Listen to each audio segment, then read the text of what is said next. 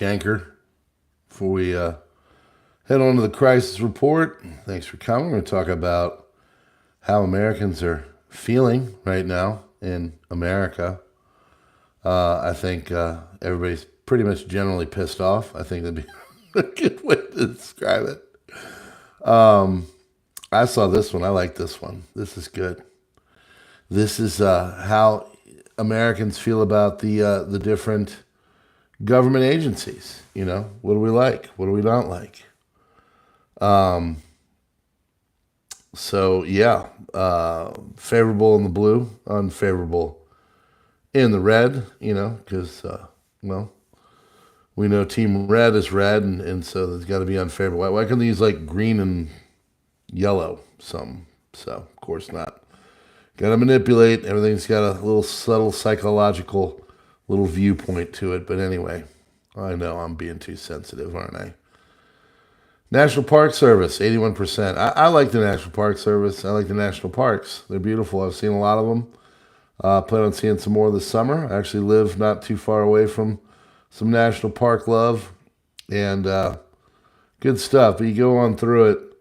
Kind of surprised here with this. You know, NASA, I get it. Definitely surprised the United States Postal Service. You know, I don't know. I don't use them. I basically use, whatchamacallit, I use, you know, other services like UPS or whatever. You know what? Honestly, I've been using USPS a little bit more lately, so I won't get too terrible on them. But I am surprised after the latest of that. I think there'd be a lot of people still angry. But then I was thinking about it. There are so many people. My wife would confirm this, being in the biz, that just think that all things medical, like all of them, are altruistic and everything is all set up. So just, gosh, you know, it's all about trying to save your life, and you know, I gotta tell you, I don't feel that way after what happened a few years ago. I personally think that it's like any business where it's a business and they just want to make money, basically. So I still think to this day that what happened was a lot of times just kind of guided by greed. It was just straight human greed that fueled the problems that we're now really seeing now. I know that there are people that believe that there's a nefarious underbelly to things. I'm not going to say yay or nay on that. If you follow me outside of here on the other stuff, you know that I do have my thoughts, but I'm kind of surprised by the cat, dog, cat. So FBI, I think that's trended in the wrong way for a long time. A lot of people don't see it as I guess, I don't know. It just, there's been a lot of problems with them as of late. Let's see. Not surprised by the Federal Reserve and the IRS, you know, because, well, that's our money and everybody feels a lot more broke. A little bit surprised by the transportation and all this. I don't know. All of these are kind of as they should be. I'm kind of surprised they're so high in favorability. But Federal Reserve, which of course, you know, is a government agency, but if you know anything about it, it's not a government agency. It's private. So I don't know. I don't know why it's on there. I think it's put on there to make you feel good. IRS, of course, you know, what are you going to say? They take people's money and give it to a drunken sailor. The government that you know, takes all our stuff and puts it into you know, things like foreign escapades and other stuff. I mean, I've seen enough things in the last, gosh, few years, last year especially, that would really just kind of kick things square in the cojones to make you really question where our money goes. You know, I gotta tell you, I'm not. I don't feel like, you know, like I gave the analogy the other night. It's like your drunk uncle, you know, takes your car, wrecks it, and then comes back later and wants to take a ride again. You know, that's kind of where I think we are with our gov. It just keeps spending profligately, and we don't really have much to show for it, if I may. I'd say there's a general decline, and that's kind of why we're here, right there. Combat illegal corporate behavior. So this is a Democratic lawmaker has urged Joe to use executive action against high food prices. So let me enlighten this bonehead on some basic stuff. It's not that is making the money go up and what we pay for. In fact, if you go here, you see that? That's called the Federal Reserve. They do modern monetary theory and other things. And see, what they did was, a few years ago, there was a bit of a problem in the world, right? And they thought, you know what? We'll start to send out stimulus checks, and we'll ease the money monetarily. We'll do quantitative easing, QE as it's known, which a lot of people call what's that word? Money printing. So like anything, if you make more of it, it becomes worth less. Am I right? I try to teach basic rudimentary economics to the kids, and a lot of them don't understand it. And so I use tennis shoes. And I say, all right, why is it that the Walmart specials are $25 and the Steph Curry's or whatever the new flavor of, wasted money on a really cool looking shoe is what is the difference? And they'll look at me kind of scratching their head. And I'll say, well, how many of the Walmart specials do they make? And they'll say, I don't know. I said, they'll probably make like 150 million of them. How many of the Steph Curry's do they make? 250,000. Ooh. You see what we're talking here? It's called supply and demand, but also at the same time, it's called scarcity, So they kind of tend to get that. They understand it. Like, oh, I see what you're saying. You're saying that if there's less of them, they're more valuable. And it's like, ding, ding, ding. Yes. Well, if there's more of them, like say greenbacks, dollars, things tend to go up in price. So there's your money 101. And people are sitting there going, well, gosh, why are things going up? Well,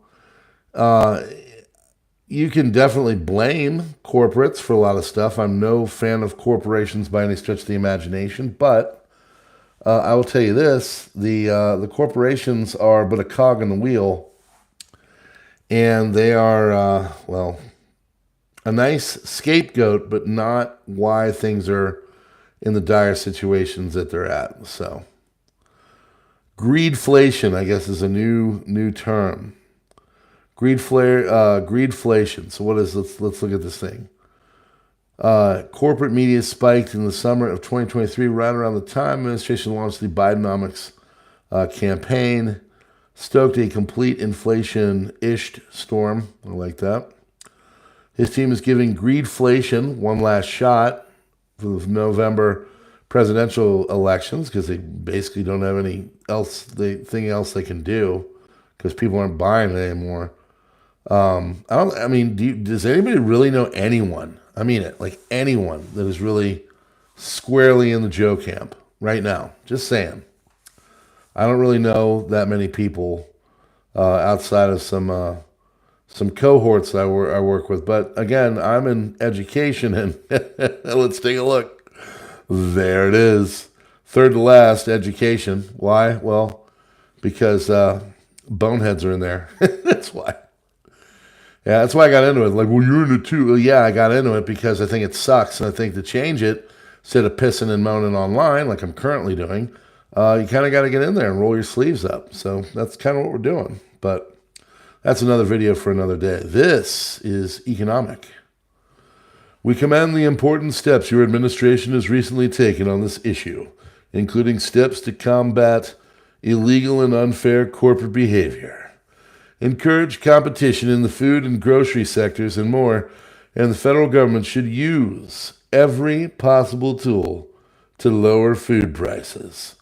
That's called government controls, Miss Warren, and it's what communist countries do, and it really doesn't work. Cuba probably trying to control some prices. Doesn't work, okay? Controlling prices this way does not work.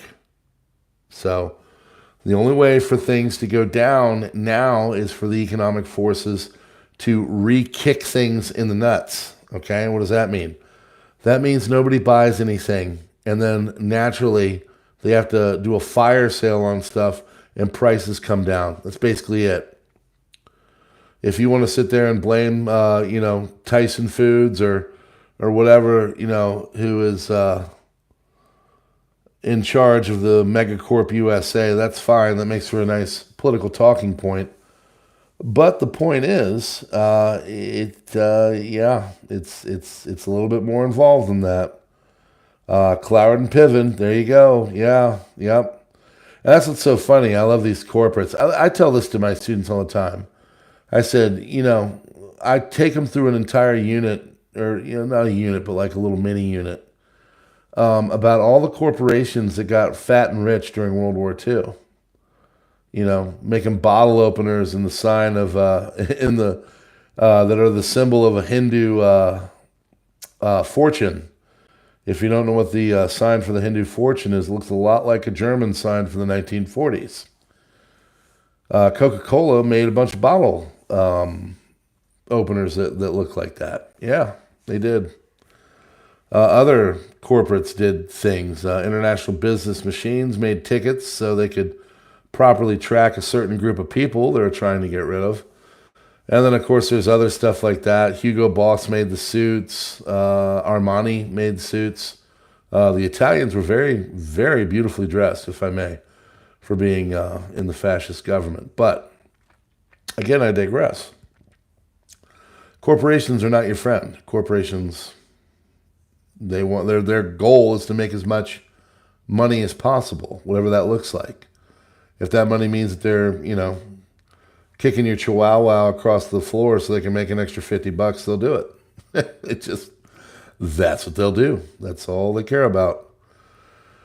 So this whole thing, this narrative of, it's the corporate's fault is basically BS. So what happens, let me tell you what happens, okay? Prices and resources and everything become more costly, okay? Because they're finite. There's a finite amount of these resources. However, when you can print whatever money you want, that means the resources go up in price. Why? Because like the shoe example, that's what happens. So say cocoa, coffee, widgets, whatever you want to call it, copper, all of these things go up in price because, well, they print more money. So you can blame corporates all you want, but the fact is that the copper is going to keep becoming more expensive the more quantitative easing or money printing they put into the system, okay? So, stealth stimulus was propelling Joe with the government spending $1 trillion every 100 days. Remember that? That's still going on, I bet. Stagflationary threats. The U.S. economic situation is quickly deteriorating. If you think things are getting better in the world of finance, put a 1 in the comments. If you think that things are getting worse, put a 2 in the comments. I would love to see what let's just do a basic little old democracy. They love that word, democracy. He's trying to ruin democracy. Okay, Tex Edwards says 1. I don't know what you're doing, Tex, but good on you, brother. I hope it's working well. 2 and 3 for Voodoo King, or Queen, excuse me. If there is a Voodoo Queen, there has to be a Voodoo King. 420 says Blue Butterfly, thank you.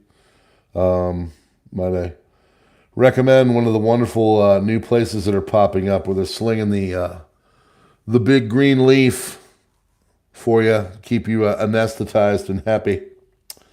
All right, so I guess Tex is the only one. It's about what I thought. You go out and you see what's going on in the world. I can tell you from being in entertainment, I play music, and let's just say the clubs aren't doing the business that they were. We play one club about once a month, and the stuff has gone down, and the people aren't there like they were. So all of this is a problem.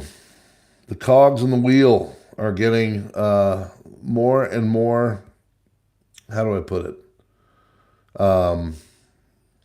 muddled, more clogged up. Things aren't working as well. So they got to grease the wheels. I was thinking this earlier. What are they going to do? And we've got 5 months until everything gets sorted out. 5-6 months, right? It's May, so do the math. 5.5 months.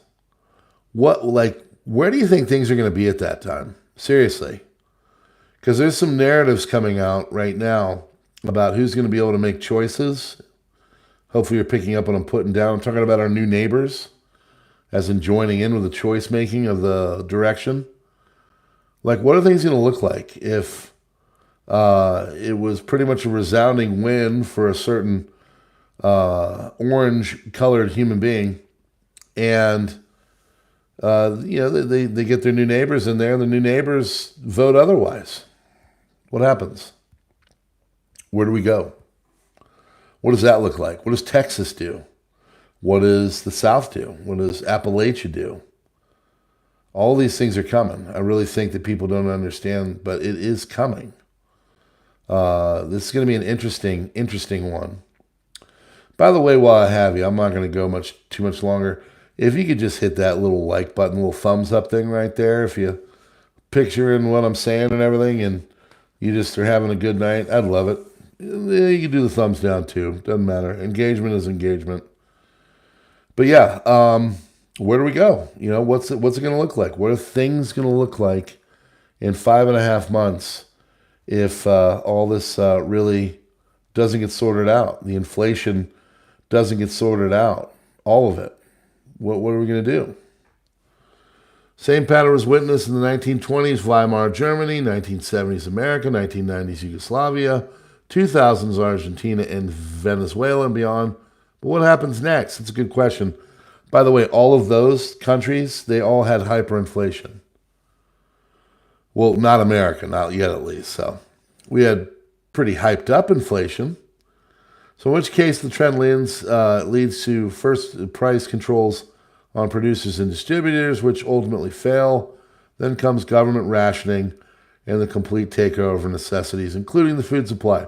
So hopefully you guys are excited for the government to take over the food supply, because if this whole thing plays out, rationing and distribution by government decree will be what happens. I don't know about you, but judging by the track record, as I saw earlier and said earlier, the government really doesn't have a great track record of being very good, effective at the management of our money. So this guy says, historically speaking, through both Democrat and Republican presidents, they've tried price controls in the past. Public pressure must be applied at the state level, stop that from happening. Convenient as it may seem to blame producers and distributors, the real threat is coming from governments and banks. We cannot let people who cause the crisis also to benefit from it by giving them more power. I could not agree more. Again, we go back to the drunken uncle example. If your drunk uncle takes your car and wrecks it in the ditch, are you really going to give him that car back later on? Probably not. All right, friends, thanks for hanging out with me. I got to go on over to the crisis report, where we're doing it live right now as we speak. That is youtube.com/@crisisreport. If you want to see all the beautiful things going on by our government in the world right now as it pertains to military, financial, and beyond. We'll see you over there. Thanks for being here. Click buttons and stuff. Leave a comment. And God bless you for janking with me. PrepperNow out.